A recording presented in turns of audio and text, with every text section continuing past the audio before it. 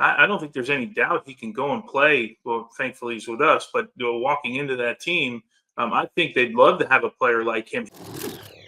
But now let's pivot to Jedi Robinson, because we threw up another poll. This is about Jedi and just how much he has grown over the last, let's say, 2 seasons. He has just taken some big strides, just more consistent in his decision-making, a lot more confident in his positioning defensively. So we did a poll. Would Jedi walk into England's starting 11? That is a good question. 60% of our friends online who follow Golasso America, that's at Golasso America, go make it happen if you're not already, said yes.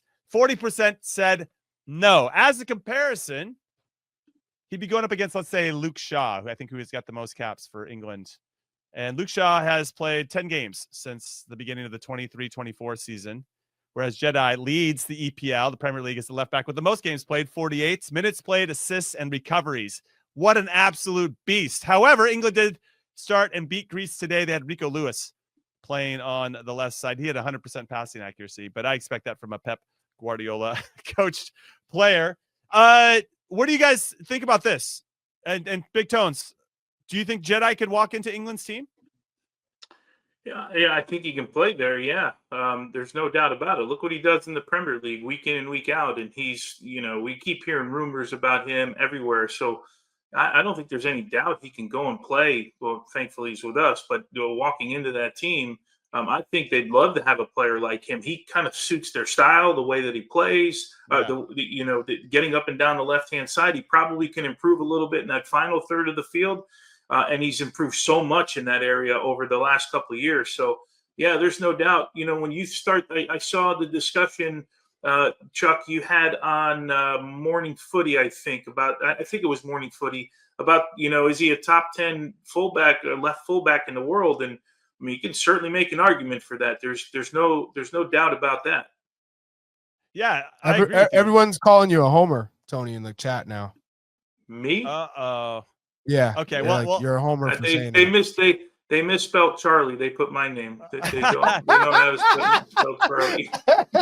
Listen, I would take Jedi over Luke Shaw. That feels like a no-brainer to me. Okay, so we have a couple comments. Played Out said Luke Shaw is injured all the time. Walks in no problem. Okay.